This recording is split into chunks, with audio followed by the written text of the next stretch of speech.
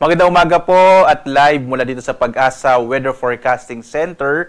Narito na nga ang lagay ng ating panahon ngayong araw ng Linggo, August 24, 2025. Unahin muna po natin yung mga inilabas nating mga thunderstorm advisories at mga rainfall information. So muli po, maaari kayong bumisita sa website ng DOST Pag-asa sa panahon.gov.ph at makikita po ninyo lahat ng mga inilalabas natin ng mga weather information, particular na yung mga thunderstorm advisories at gayon din itong heavy rainfall warning. Kaya kagaya po ngayon as of 3:30 a.m., may nakataas na yellow heavy rainfall warning, particular na sa may area ng Mindanao, dito sa may Dinagat Islands at sa may Davao Oriental. Mag-ingat po yung mga kababayan natin sa mga nabanggit na lugar, sa mga posibilidad nga ng mga pagbaha, lalong-lalo na sa mga flood-prone areas. At gayon din yung mga pagguho ng lupa or landslides, dulot ng mga malalakas na mga pag-ulan. At so makikita po natin, i-update po ito lalo na every 3 hours kapag may heavy rainfall warning. At kung may mga thunderstorm advisories at mga general flood informations, makikita nyo rin po dito sa ating website.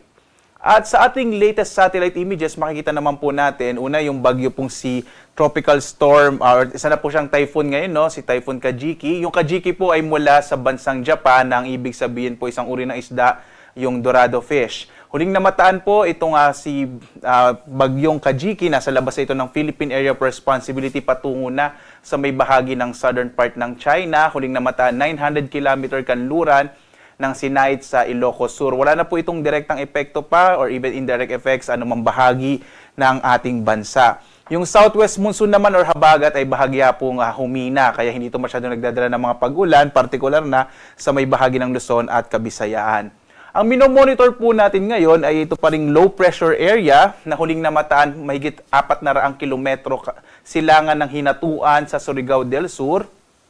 At sa ngayon nga po, base sa ating mga pinakahuling datos ay may tsansa po ito na maging bagyo, partikular na sa araw na ito. At kung sakaling ito ay maging bagyo, tatawagin natin itong bagyong Jacinto. Itong low pressure area nito ay kumikilos po, papalapit dito sa may bahagi ng Visayas at Mindanao. Kaya ngayong araw, malaki yung tsansa ng mga pag-ulan, partikular na dito sa may area ng Eastern Visayas, gayon din sa may area ng Northern Mindanao, Caraga at Davao Region. Mag-ingat pa rin po, lalo na't inaasahan natin na katamtaman na sa kung minsan ngayon malalakas sa mga pag-ulan ang mararanasan sa bahaging ito ng ating bansa, lalo't papalapit na po itong low pressure area. So maging bagyo man o hindi, itong low pressure area na ito, inaasahan natin magdadala ito ng mga pag-ulan ngayong araw sa may bahagi ng Eastern Visayas at Eastern Mindanao. Ang nalalabing bahagi ng Luzon at Visayas at ngayon din sa Mindanao, generally fair weather po sa araw na ito, na may mga usual pa rin na mga thunderstorms sa hapon hanggang sa gabi. Dito nga sa Luzon, makikita natin malaking bahagi ng Luzon sa araw na ito makararanas ng generally fair weather, bahagyang maulap hanggang sa maulap yung kalangitan na may mga isolated o pulupulong pag-ulan, pagkulugan na sa hapon hanggang sa gabi. Agwat nga na temperatura sa Lawag, 24 to 31 degrees Celsius. Sa Tuguegarao, 25 to 33 degrees Celsius. Sa Baguio naman, 16 to 22 degrees Celsius. Sa Metro Manila, 25 to 31 degrees Celsius. Sa Tagaytay, 23 to 29 degrees Celsius. Habang sa Legazpi, 24 to 32 degrees Celsius. Sa bahagi naman ng Palawan, Visayas at Mindanao, makikita po natin dahil nga medyo humina itong habagat, mga isolated rain showers and thunderstorms ang mararanasan sa bahagi ng Palawan. Agwat ang temperatura sa Calayan Islands, 25 to 32 degrees Celsius. Sa Puerto Princesa naman ay 25 to 32 degrees Celsius. Malaki naman yung tsansa ng mga pag-ulan sa bahagi ng Eastern Visayas, dulot ito ng papalapit nga na low pressure area sa bahagi ito ng ating bansa. Asahan po, lalo na yung mga katamtaman hanggang sa kung minsan ay mga malalakas sa mga pag-ulan. So mag-ingat po sa mga posibilidad ng mga biglaang pagbaha at pagguho ng lupa, partikular sa bahagi ng Eastern Visayas. Ang nalalabing bahagi po ng Kabisayaan ay makararanas naman ng mga isolated rain showers and thunderstorms, lalo na sa hapon hanggang sa gabi. Agwat ang temperatura sa Iloilo, 24 to 31 degrees Celsius. Sa Cebu naman, 26 to 30 degrees Celsius. Habang sa Tacloban, 27 to 30 degrees Celsius.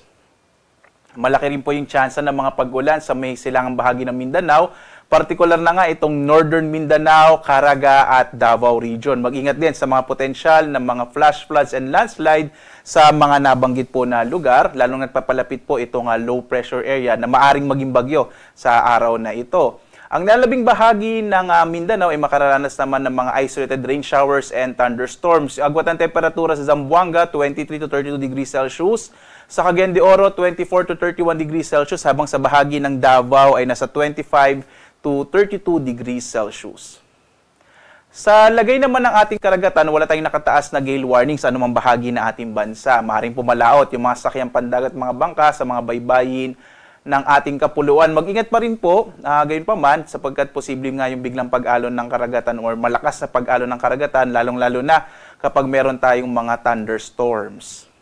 At narito naman yung ating inaasahang magiging lagay ng panahon sa susunod na mga araw. Makikita po natin no, na potential nga na itong low pressure area sa may silangan ng Mindanao ay maging bagyo. At kung sakali man po, again, maging bagyo man or hindi, kikilos ito pakanluran, hilagang kanluran at inaasahan natin bukas ay magdadala pa rin ito ng mga pag-ulan lalong-lalo na sa may bahagi ng Kabisayaan at ng Mindanao. Pagdating ng araw po ng Martes hanggang Miyerkules, patuloy itong kikilos, maging bagyo man or low pressure area.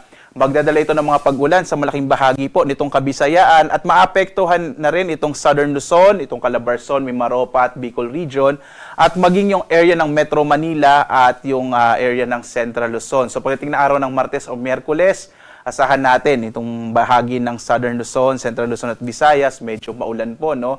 Pagdating naman ng araw ng Huwebes, inaasahan natin muling iiral itong southwest monsoon at magdadala naman ng mga pag-ulan sa may bahagi po ng Palawan at maging dito sa may Occidental Mindoro, habang may epekto pa rin yung low pressure area o bagyo, particular na sa may bahagi ng Northern and Central Luzon. So posible towards the end of the week, medyo maulan naman sa area ng Northern and Central Luzon. Mari pa rin po itong magbago, no? So mag-update pa rin po tayo, lalong-lalo na may binabantayan tayo na isang low pressure area sa kasalukuyan.